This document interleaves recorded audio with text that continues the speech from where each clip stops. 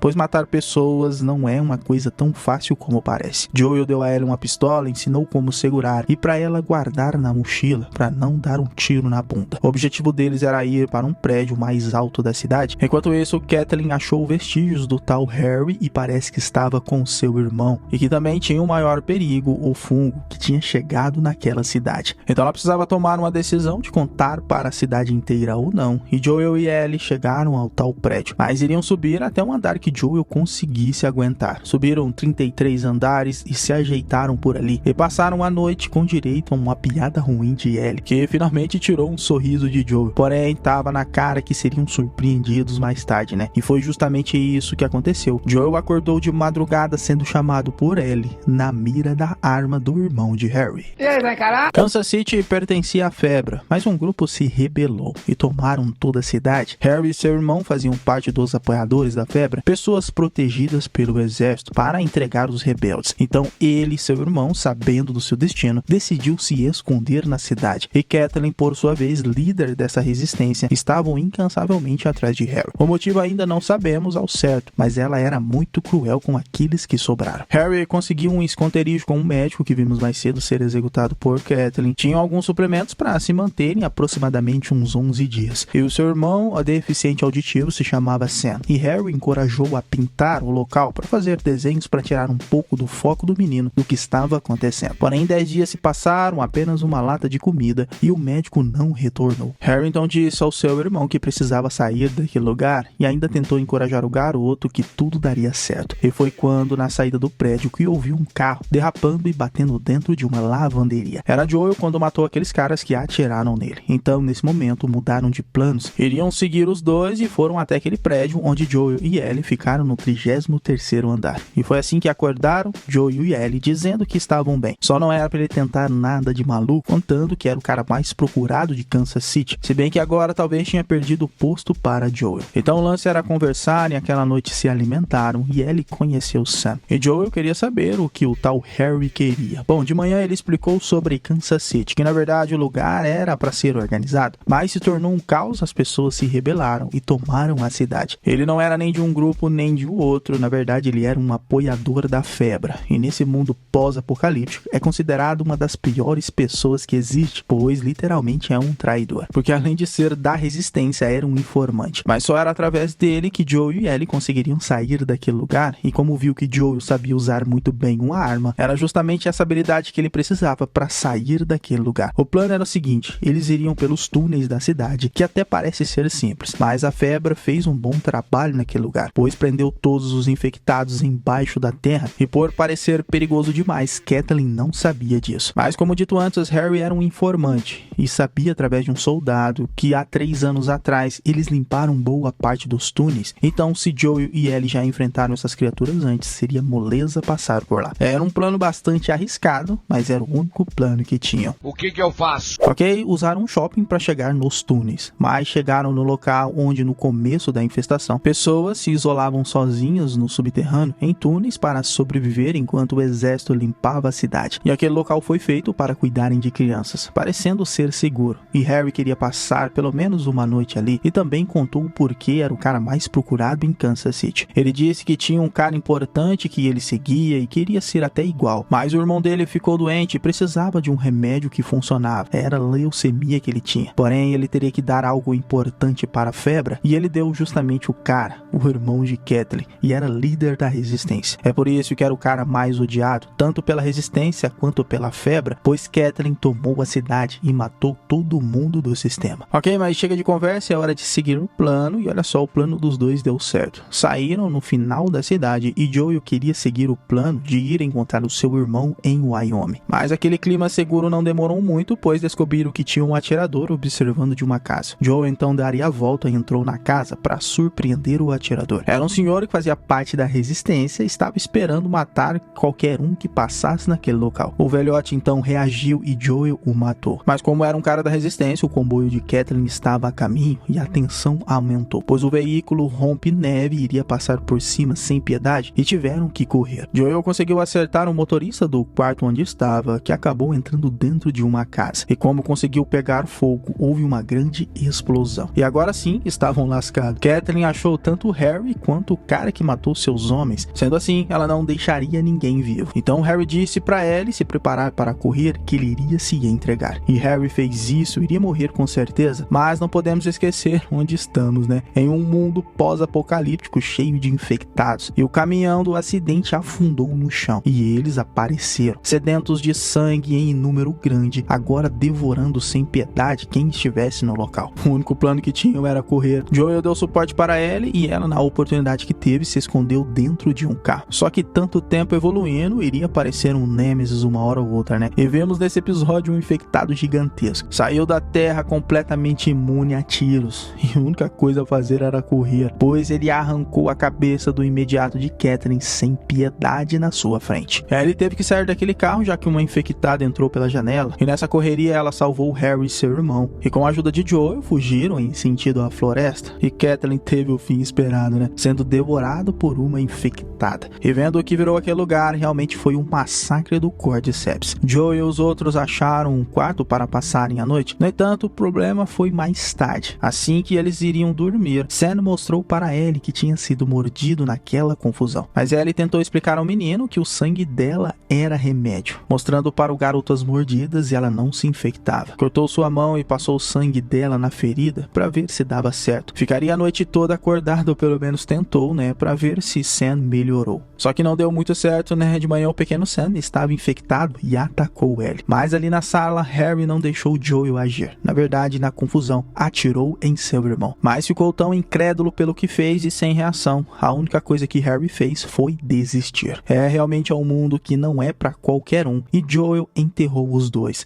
Ellie prestou homenagem e depois disso seguiram viagem para o oeste, deixando a última mensagem para o pequeno Sam.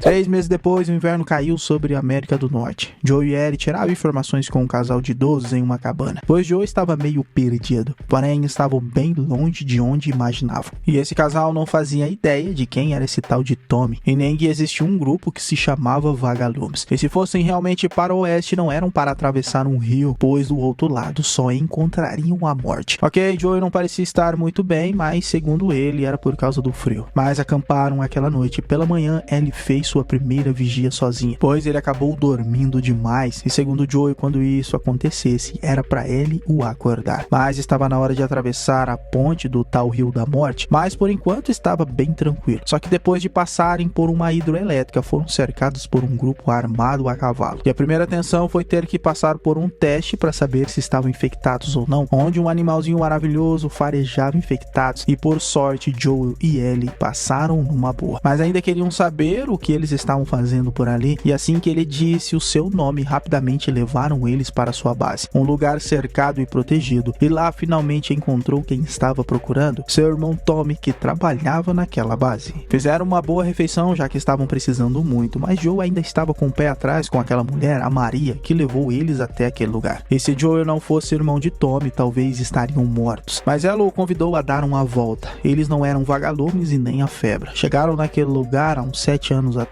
com um grupo bem pequeno, foram expandindo, acabando com as tribos de ladrões aos arredores, e aqueles que precisavam mesmo de ajuda foram ficando na cidade. Trouxeram energia da hidroelétrica que ainda funcionava, e eles não tinham bem um líder. Na verdade, Maria era a chefe do conselho, e eles tinham eleições com 300 pessoas para escolher. Tudo na cidade era compartilhado e todos ajudavam a caçar, colher e a trabalhar. Um verdadeiro comunismo, segundo Joel. E Joel, mais tarde, conversando com seu irmão, inventou que Tess ainda estava viva e bem, e a garota era só filha de um cara importante dos Vagalumes e precisava encontrá-los. Só que precisava muito que seu irmão a ajudasse. Mas Tommy estava tranquilo naquele lugar quando ele saiu dos Vagalumes, e Maria, o pessoal deles, o acharam, deram abrigo, trabalho e oportunidade, e agora até seria pai, e não dava para ficar naquela vida louca de matar gente por aí. Tiveram uma pequena discussão e Joel saiu, demonstrando sinais de novo que não estava bem. Ellie tomou uma ducha e depois conheceu a casa de Maria. Ganhou um casaco e um corte de cabelo, e olha, naquela cidade por ali tinha até um cinema. Então naquela noite Joel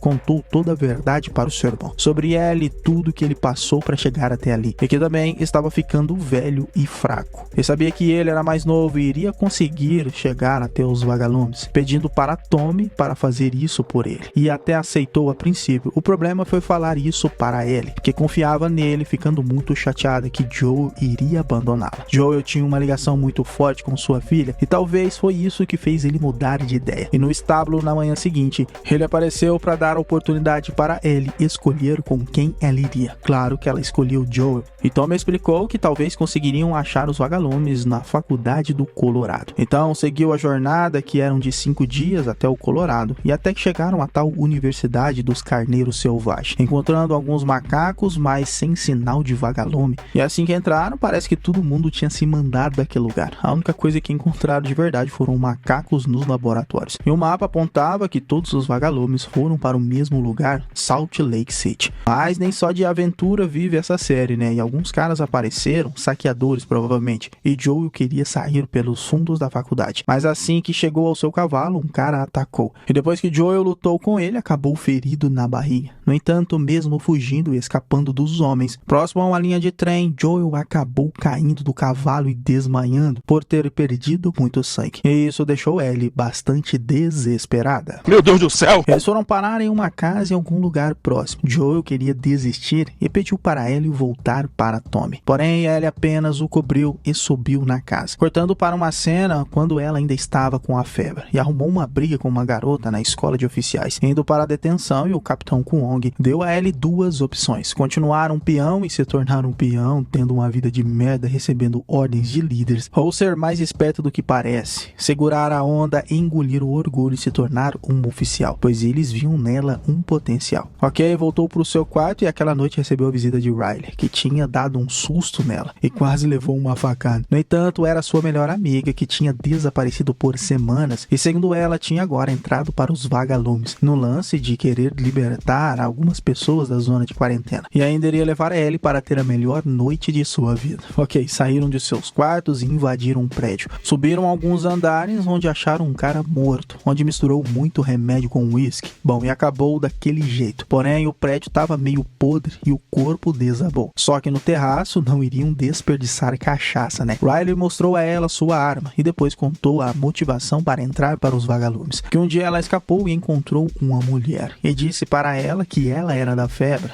e ela odiava, pois eram fascistas e babacas. E foi o suficiente para dar a oportunidade para entrar nos vagalumes. Ok, até aí tudo bem, mas agora o que Riley queria era entrar dentro de um shopping. E mesmo sendo proibido sair da zona de quarentena, Riley prometeu várias surpresas. E a primeira que Ellie teve foram as luzes do shopping, algo que ela nunca tinha visto em sua vida. E segundo ela, agora iria descobrir as maravilhas que existiam dentro de um shopping. Como a escada rolante, vou falar, a primeira sensação de andar em uma escada rolante é muito maneiro e Ellie se divertiu bastante. Só que Riley ainda tinha mais coisas para mostrar, como lojas que foram saqueadas e também um carrossel. E beber andando em um brinquedo desses deve ser muito maneiro. E Riley contou outro motivo para sair da febre. Era um posto que deram para ela dentro dos esgotos assim que saísse da academia. Então a única coisa que ela sentia falta daquele lugar era de Ellie. Mas tinham mais coisas para mostrar para a garota, como a máquina de fotos que custava $5. Que olha, até rolou umas poses maneiras, mas sem manutenção, as fotos ficaram bem ruins. Ok, mas a próxima maravilha era a coisa mais linda que ela já tinha visto na sua vida: os fliperamas do shopping. Eu fico emocionado até hoje, imagina jogar depois que o mundo acabou. E bom, fichas tinham à vontade, por que não jogar o melhor jogo de luta por ali, né? Mortal Kombat 2. Apesar de Ellie nem saber qual botão apertar, ela jogou com o seu personagem preferido, a Milena, e Riley ainda mostrou a ela um fatality. Ok, seria um rolê perfeito se não tivessem no meio de um mundo pós-apocalíptico infectado de zumbis, né? Em algumas lojas dali, um infectado acordou com essa euforia das garotas.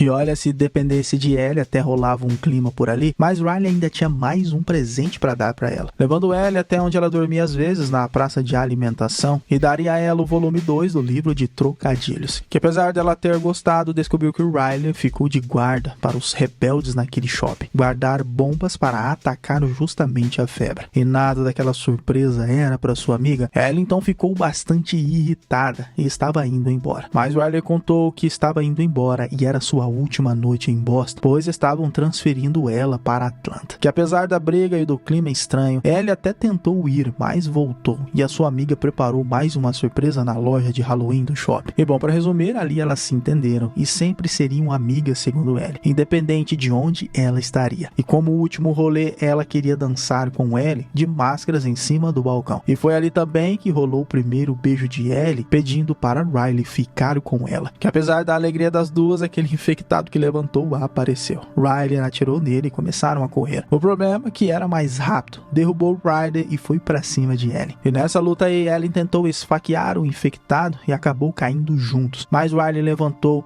atacou o infectado e também, na oportunidade que teve, ela encravou a faca na cabeça dele, acabando com um desgramado que, apesar da euforia de Ellie e Riley, foram mordidas. E esse era aquele rolê de shopping que ela contou para Tess. O lance que Riley deu duas opções: desistir rápido e indolor, ou continuar para ver no que iria dar. Voltando para dias atuais, Ellen achou na casa agulha e linha e iria fazer um curativo em Joey. E mesmo sendo dolorido, isso poderia salvar sua vida.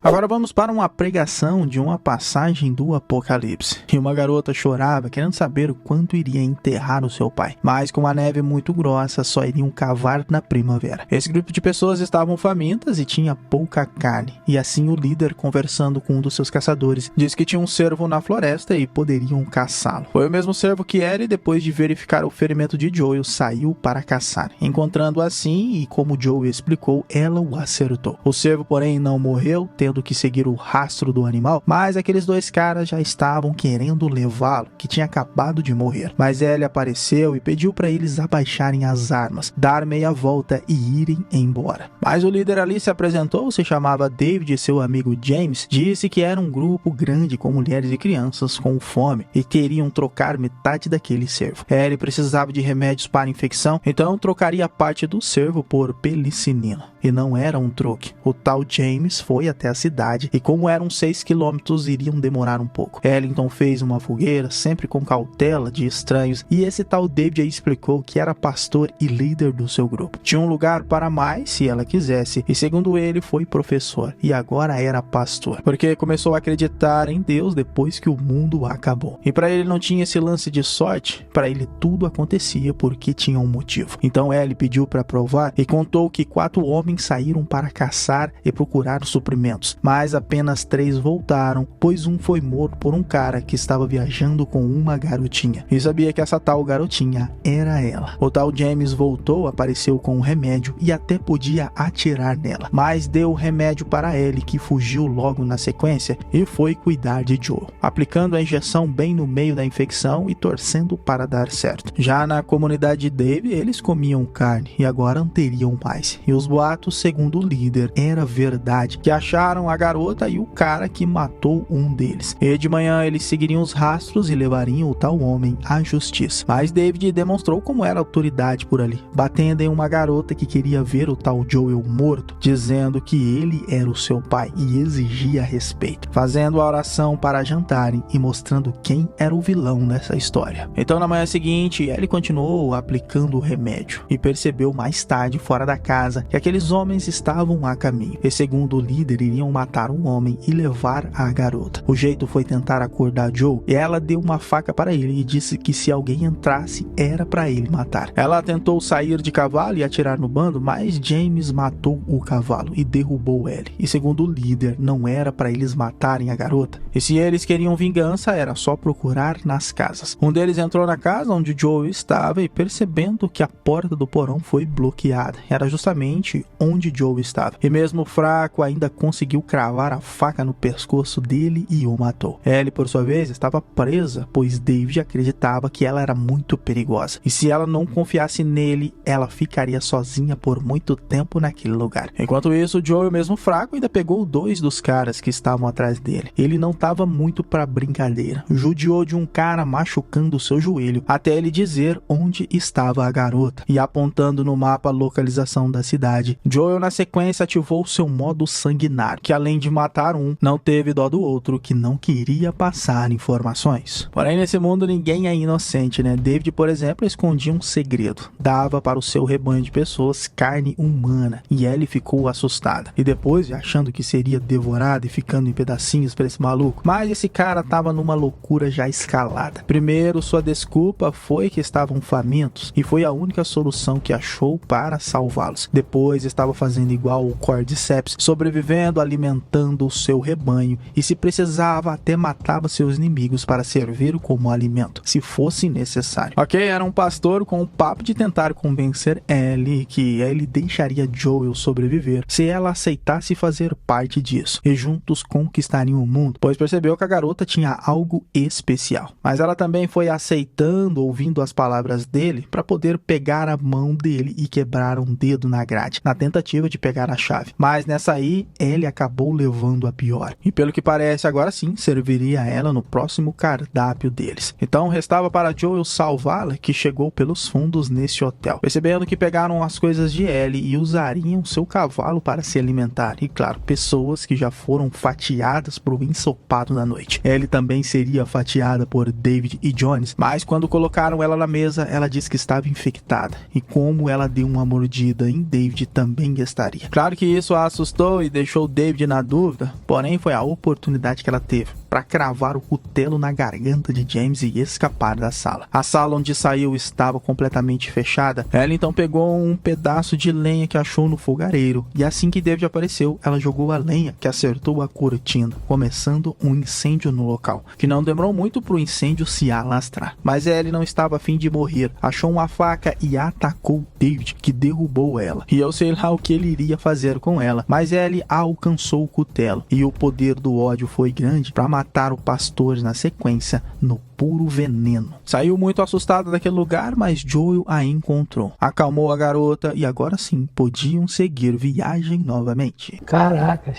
Ok, agora cortamos para uma mulher grávida correndo na mata, desesperada para voltar para casa, e assim que chegou, sua bolsa tinha estourado. No desespero, se trancou no quarto, só que mesmo assim uma infectada entrou e a atacou. Ela tinha um canivete que a salvou, e nessa pressão aí o bebê nasceu. A mulher foi mordida, mas deu tempo de cortar o cordão a tempo para não infectar o bebê. E esse bebê chorão aí, na verdade, era ele, e sua mãe disse que um dia ela seria fodona. Mais tarde, Marlene, a líder dos vagalumes, foi atrás dela. Conhecia a mãe de Ellie a vida toda e pediu para Marlene levar ela para Boston para crescer e ter uma oportunidade por lá. E depois pediu para Marlene atirar nela. Bom que apesar de relutante, foi isso que ela fez, e Ellie nunca conheceu sua mãe. Agora Joel tentava animar Ellie depois do que houve, mas dessa vez Ellie estava bem desanimada. Mas estavam a caminho de um hospital, que talvez lá encontrariam os vagalumes. Mas tudo que é lugar tem escombros, então teriam que dar a volta e passariam por dentro de um prédio. Nessa que Joel ajudou Ellie a subir no andar de cima, ela encontrou algo que animou pra caramba. Correu até o outro andar e o que ela encontrou foi uma girafa. Realmente deu uma animada nela em alimentar e depois viu a manada, e Joel mandou a letra. Se ela quisesse desistir desse plano de cura e tudo mais, eles voltariam para ficar com Tommy. Mas segundo ele, iriam até o fim. Queriam terminar o que eles começaram. Pelo menos esse era o seu propósito. Ok, então bora abrir o jogo, e Joel contou para Ellie que assim que Sarah morreu, não via mais propósito em viver, e tentou dar um tiro na sua própria cabeça, mas errou o tiro. Então a única coisa que ele fez foi tentar sobreviver, e não foi o tempo que curou as feridas, e sim ter saído em uma jornada com Ellie. Emocionante essa revelação, então era hora de seguir viagem. E olha só, Joel até estava a fim de ouvir algumas piadas ruins e trocadilhos de Ellie, só que nesse momento foram atingidos por uma granada de efeito moral e colocaram Joel para dormir. Era Marlene que ficou assustada de ver que Joel conseguiu chegar até ali, onde ela, com um comboio enorme de pessoas, quase morreram, porém a atenção ficou na explicação de Marlene. O Cordyceps, na verdade, crescia dentro do cérebro de Ellie, desde quando ela nasceu. Então o Cordyceps não infecta Ellie, pois acredita que ela já está infectada. Então ela passaria por uma cirurgia onde tirariam ele do corpo dela para ser estudado, replicado e distribuído. Isso poderia ser uma cura. O problema era que Ellie iria morrer nessa cirurgia. Claro que Joel não queria isso, pois Ellie era tudo que ele tinha agora. Mas segundo Marlene, entendia, pois ela fez a promessa à sua mãe que cuidaria de Ellie. Joel seria escoltado para fora da cidade, e se ele tentasse algo, era para atirar nele. 2 guardas o levaram, só que assim que desceu as escadas, não foram páreo para Joel, que atirou nos 2. Na verdade, foi atirando em tudo que é negro da resistência que ele encontrou, parecendo um verdadeiro Rambo até chegar à ala de cirurgias. Torcendo para que Ellie ainda estivesse viva, chegou, a cirurgia já estava quase começando. Joe então atirou no médico e pegou Ellie no colo. Foi em direção à garagem onde Marlene o confrontou, dizendo que ele tinha a chance de salvar o mundo, porque não iriam sobreviver por muito tempo. Uma hora ou outra seriam atacados ou mortos pelo próprio Cordyceps, e não era tarde para ele mudar de ideia. Porém, Joel levou Ellie, e assim que ela acordou no carro, contou outra história, que tinham mais iguais a ela pelo mundo, e os médicos até desistiram de procurar a cura. Bandidos invadiram o hospital e ele teve que sair às pressas, e muita gente se feriu, inclusive Marlene. Mas na verdade Joel atirou em Marlene, e ele se tornou um cara protetor. Teve a oportunidade de deixar Marlene viva, mas tomou sua decisão. O caminho agora era voltar para o Wyoming, e o carro acabou quebrando na estrada. Em mais umas 5 horas de caminhada, chegariam até Tommy. Ela então contou quem foi a primeira pessoa que ela matou, e foi sua própria amiga Riley no shopping. E assim que a sua amiga ficou infectada e ela não, teve que agir. E depois foi a Tess e depois o Sam, mas claro que a culpa dessas mortes não foram dela. Porém, o que ela queria dizer e saber é se o que ele disse sobre os vagalumes era verdade. E Joel assim jurou que era verdade. Terminando a primeira temporada de The Last of Us, agora é só aguardar a segunda, né? Pra gente descobrir junto qual será o desenrolar dessa história. Espero vocês no próximo vídeo. Valeu, é nóis.